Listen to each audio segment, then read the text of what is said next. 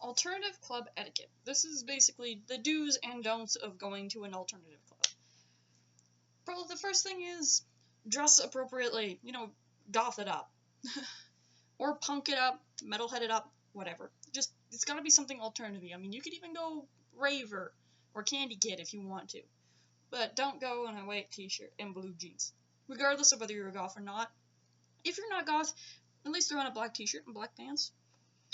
I mean, people will probably know instantly that you're not a goth, but still.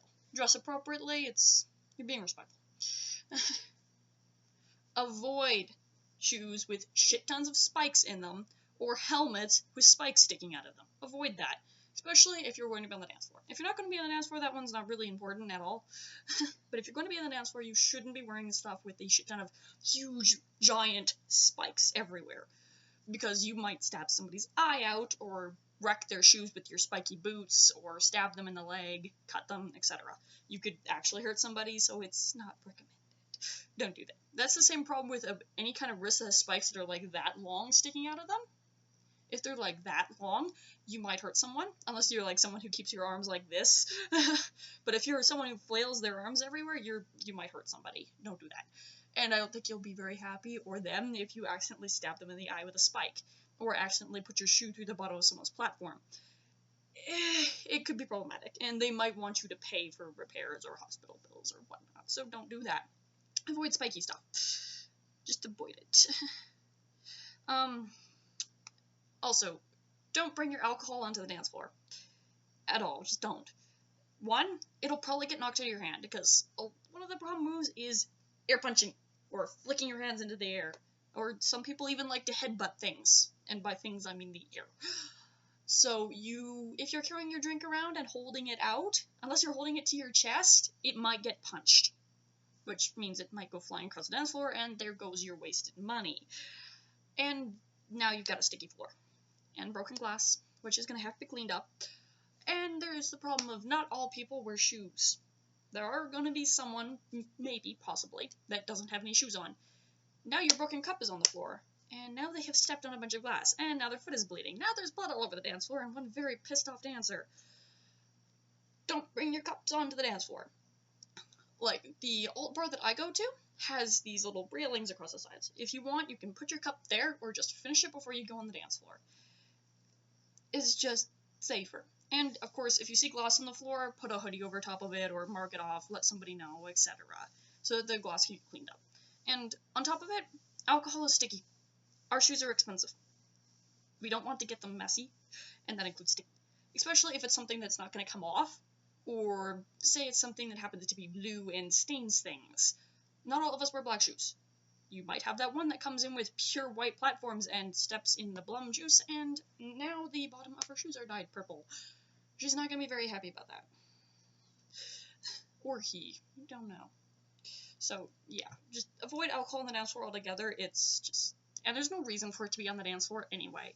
Especially if you're alt dancing. I mean, come on. And on that note, if you are alt dancing with a cup in your hand and you're flailing your arm everywhere, you're pouring your alcohol on other people. Nobody likes that.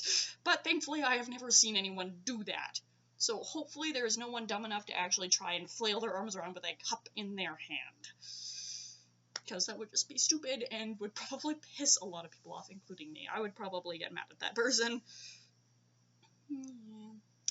Next would be, don't touch people without their permission. Like, someone's stuff might look all fancy and cool, and you just might want to touch it, or their hair might be weird shaped, and you want to feel it up and feel how tough the spikes are, figure out if they're real or whatnot. Don't do that without their permission. This should just be a general life rule. Don't touch people without their permission, regardless of what they look like, but just don't. Don't get touchy. And this is partly because some of our clothing is expensive. If you touch it, you might wreck it. Or if you, like, tug on it, yeah, you might wreck it.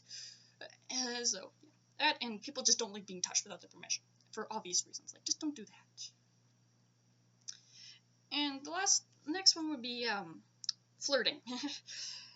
A lot of times in goth bars, some goths will flirt just for the fun of it. It might not be anything serious, or it might be serious. A lot of times we will flirt just for the sake of fun and games. Because it's something to do. Because it's a conversation. Etc., etc. So, don't always take someone seriously if they're flirting.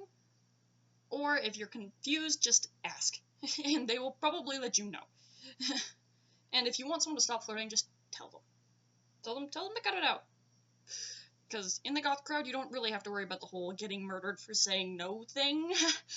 that won't happen generally, mostly because goth people all know each other, and if someone does something that we don't like, we tend to remove them as a mass. So, in a way, almost everyone in the goth bar is a bouncer. If someone catches you putting someone in someone else's drink, you'll be removed by the entire bar, not just the bouncer. Especially in like a really good or really popular goth bar. People will notice, and they will not be kind to you. And they shouldn't be, because you're putting shit in people's drinks. The next one should be obvious. Like, obviously, don't bring pets or any kind of furry material that sheds fur everywhere, especially if it's white. We don't want to get white fur all over our clothing, because black fur and white fur, well, black clothing and white fur do not mix. Black fur sticks out like a sore thumb. And obviously with pets, people might be allergic, and you don't want a pet in a bar. But it's more so with the fur in this regards, because I don't think anyone would bring a pet to a bar. I would hope not. But with fur, if it sheds, don't bring it. If it doesn't shed, you're fine. But keep in mind, there is alcohol and liquids there, you might get your fur wet. So personally, I wouldn't wear fur at all to a alt bar, just simply because alcohol. So any bar.